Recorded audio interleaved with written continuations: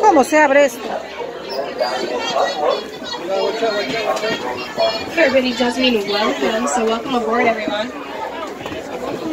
I have any little ones on the truck that find it hard to see over the side. This is the perfect time to put them in your lap. We do want everyone to be comfy on this truck, so if you're not comfortably sitting, you're probably in the next one. We want right behind us.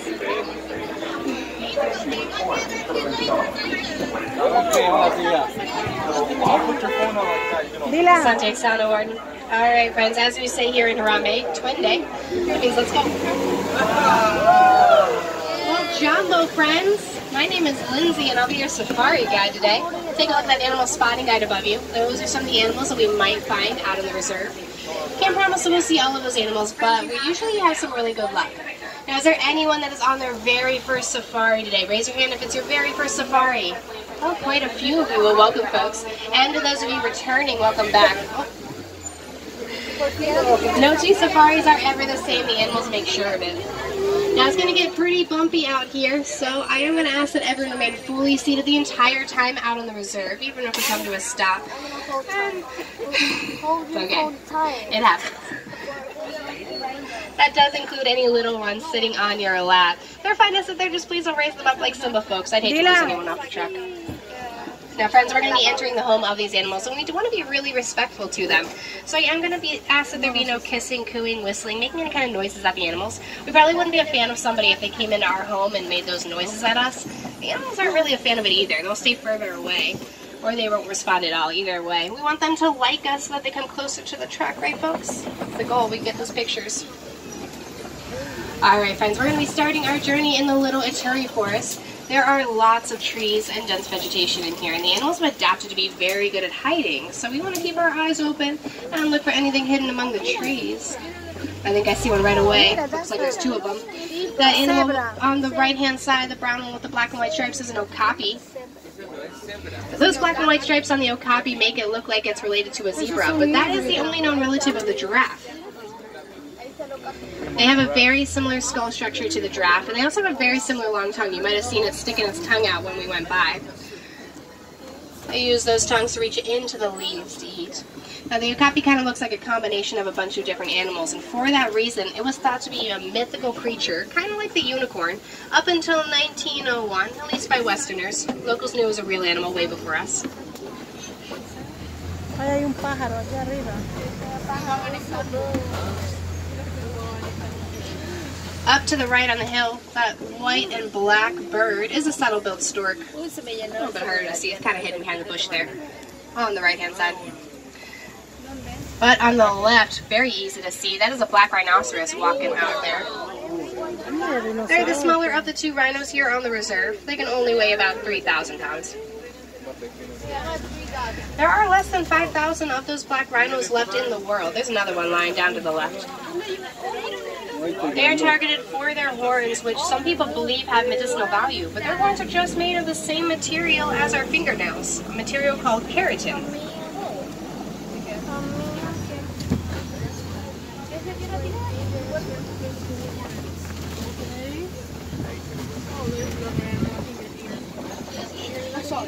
Now up behind the bamboo, there's two different kinds of animals.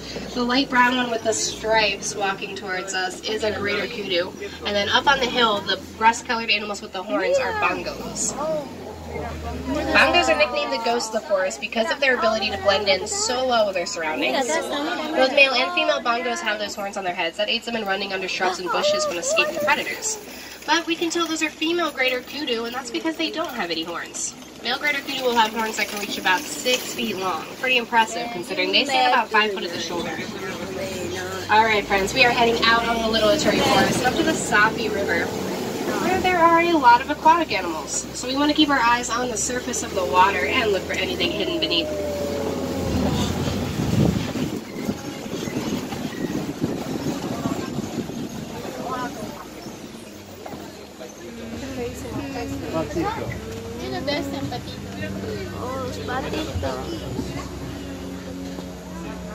Oh, cresting on the right-hand side there, that's a Nile hippopotamus rising out of the water. Oh my God. Hard to miss from this angle. Un hipopótamo. They can weigh over 5,000 pounds. They will spend most of their day underwater, but they will come up on land mostly at night in search of food.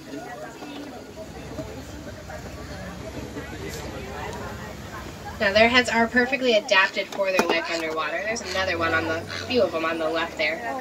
Their eyes, ears, and nose are all on the very top of their head. That way most of their body can stay submerged even when they come up for breath, which they only have to do every 8 minutes or so.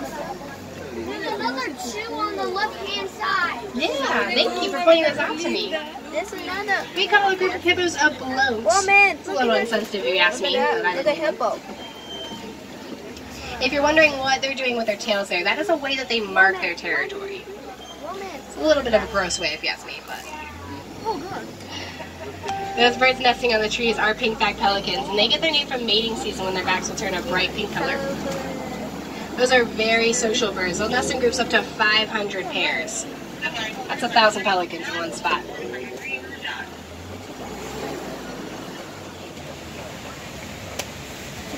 There's one out of the water behind the trees there on the left-hand side.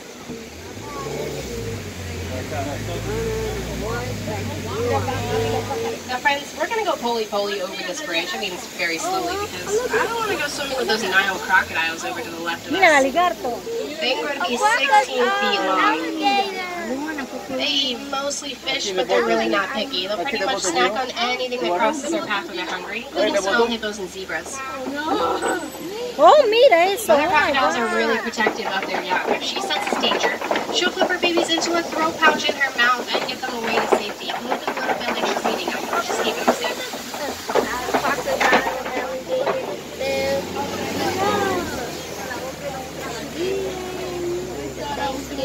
And we're about to head into the savannah, which is home to some of the more popular animals on the reserve. Walking.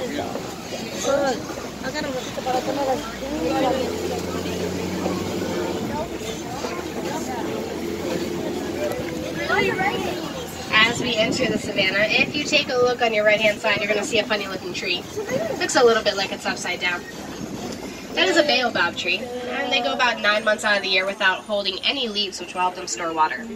They store so much water in those trunks that animals like elephants will use their tusks to pierce them and drink from them during droughts. So that's where they get their nickname, the Tree of Life.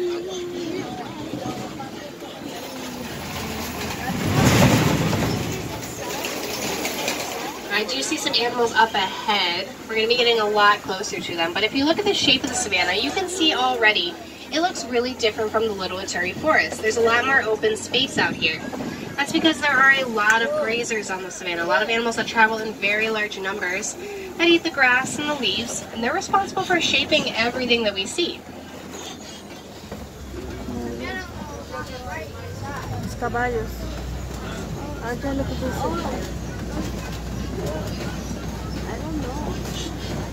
Mira, loco.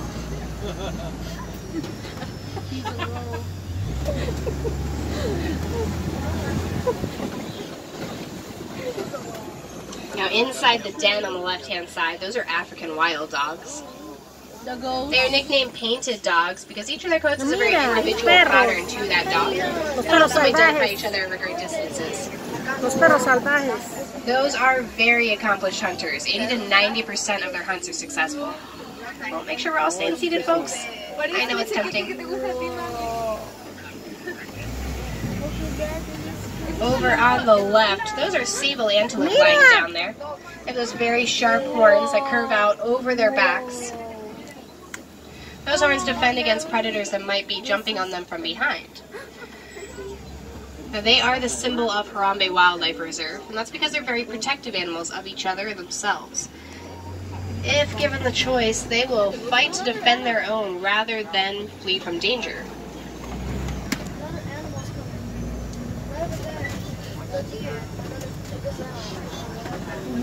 Esto que será un nido de hormigas. Será un nido de hormigas. Puede ser, ¿no? Mira, Ahí también. Now these are Patterson's eland on the left-hand side. That is a baby eland by the tree. He's the newest member of our reserve. These are both females. Males are usually a lot bigger, a lot darker. You can easily pick the males out. Elands are the largest of all antelopes. Patterson's elands stand about 6 foot at the shoulder, and they can jump about 8 feet high. The male has a really interesting mating tactic that he uses to impress the ladies. He'll swirl his horns around in bushes and shrubs, make himself a little crown. He thinks it makes him look charming, and, well, I would have to agree.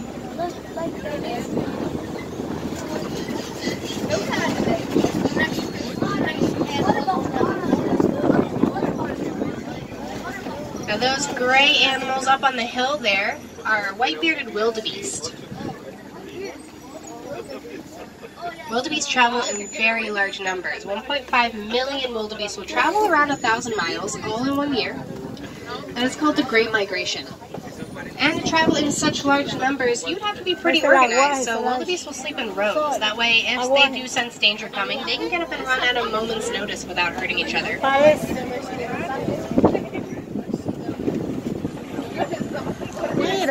Those animals with the very large horns walking towards us are holy cattle, also called Watusi cattle for the people that first domesticated them. And there are a whole tower of giraffes hanging out on the hill up here. There are some babies and adults. Look at that, look at that. Baby giraffes are born at about 6 feet tall. Adults can reach about 18 feet on average. And these are Maasai giraffe. Easiest way to tell is to look at their spots. They have jagged edges rather than straight lines on their spots. Instead of straight lines. So Maasai has jagged edges. They're called reticulated giraffe if they have straight lines. And they're eating right now, and they'll pretty much be eating all day long. Anywhere from 16 to 20 hours a day. Which really doesn't leave room for much else, so they'll typically only sleep about 30 minutes a day.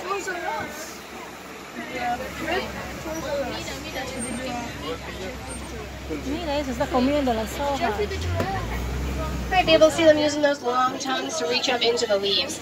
That tongue can be 18 inches long, so if you stick your arm out from the very tip of your middle finger down to your elbow, that's how long their tongues are.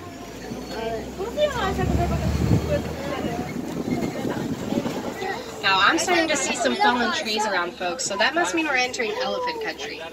Elephants like to eat the leaves at the top of trees just as much as giraffes do, but they're not always tall enough to reach them. They don't have those same long tongues that can reach really high up. So they have a very simple solution that they've developed. They'll just knock the tree down.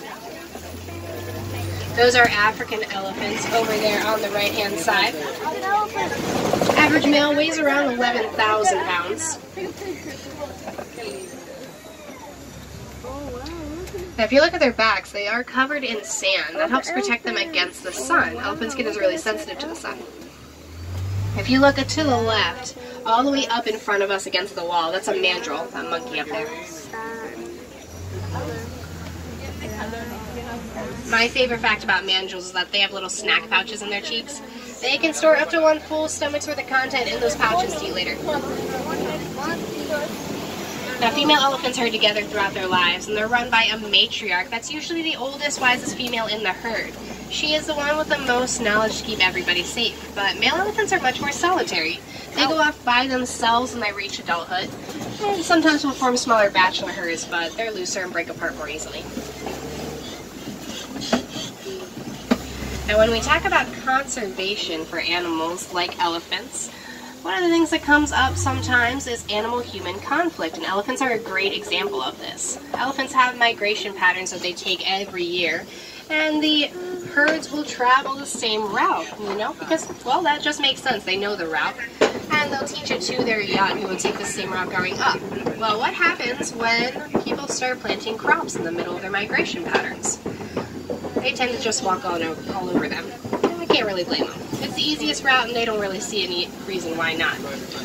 So humans are suddenly with the dilemma of wanting to protect these amazing animals, but also wanting to protect their livelihoods. They can't just, shrug it off if an animal walks all over their main crop.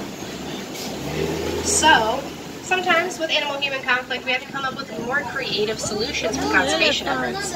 And one of those conservation or creative solutions is bees. There was a rumor going around that elephants are afraid of bees, and we weren't really sure if this was a true rumor or not. So they tested it out in the wild and with our elephants here on the reserve.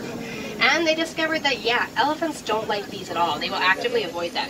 And not just any kind of recording of bees. If it's a recording, they'll actually destroy it. They'll find the source and destroy the recording.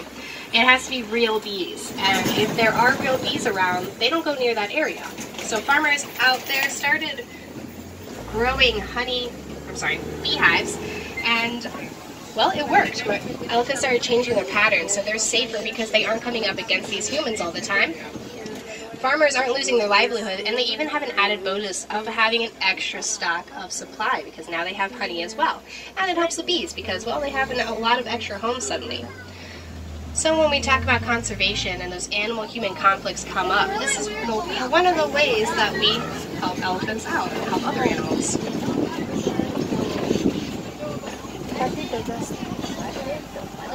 Mire esa laguna, ¿sabes? Que no importa. Qué lindo. These are greater flamingo on our left-hand side.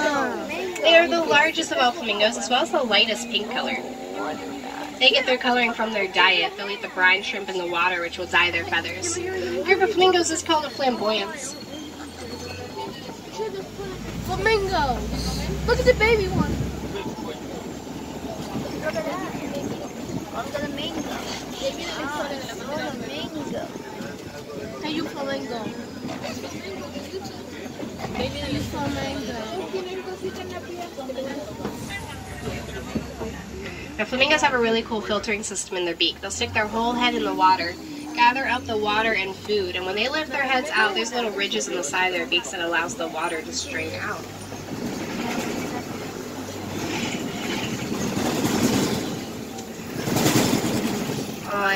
These are white rhinoceros on our left-hand side, rolling around in that mud pit in the middle of the clearing. They do love clay pits. They can roll around in them. In the hot summer, will keep them cool, and when they get that clay all over their skin, it protects them against the sun, because just like elephants, rhinos are very sensitive to the sun. Yeah, 3 of them. Now, if you wash the mud off of a white rhino, it is the same color as a black rhino. They get their name from a misunderstanding of the Afrikaans word bite, which means wide, because if you look at their faces, they have a little bit more square, there's some more on our right-hand side, a little bit more square, wider bone structure in their jaw. The black rhino is a little bit more pointed and angular. All the way in the back, those are ostriches on the right-hand side. If you're wondering what they're doing over there, ostriches love shiny things, so they tend to go hang out around shiny things in the area.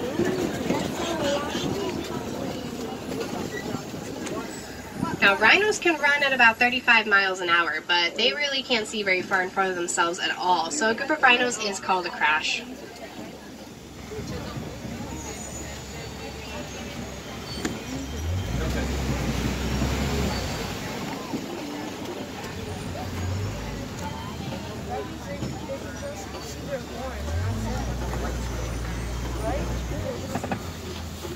I think I see a predator up to our left. Do you see them? Hanging out all the way in the back by the trees. Those are cheetahs lying down. Mira un tiger. Mira el tiger. Un tigre al fondo. Very fast animals. They reach 60 miles an hour in under 3 seconds, but they can't hold that speed for more than a few seconds at a time. Now, because cheetahs are built more for speed than strength, cheetahs will hunt during the day. They're one of the only cats to do so. And that will help cut down on competition from other predators in the area that might be strong enough to steal their food from them. Look at that rocks. Yeah, up to our left, those are called kopi rocks. And we can sometimes find some other predators hanging out on these kopi rocks. They like to sleep up there and sun themselves. So we're going to keep our eyes up there and look for anything sleeping around.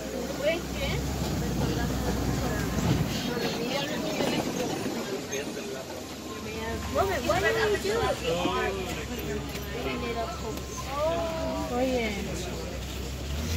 What did he do? We'll be able to get an even better look at those ostriches that we saw earlier, over on the right-hand side. Ahí están las Still hanging out by avestruces. that shiny truck. Mira, avestruz allá atrás. And up to the left, those are lions sleeping up on the rocks. If you can't see them too well, that's okay. We're going to go up where you might be able to see them even better. Ahí están los leones. Simba. Oh, jeez. Looks like 2 females sleep in here. They just look. They're just looking like What are they not attacking us? Now they're sleeping right now, and they'll pretty much sleep all day long, anywhere from 16 to 20 hours a day, which, if you remember, is the same amount that a giraffe will spend eating. During the day, lions have really similar eyesight to us, but at night it gets 6 times better, so that's when they're most active. Over on the left, those are warthogs.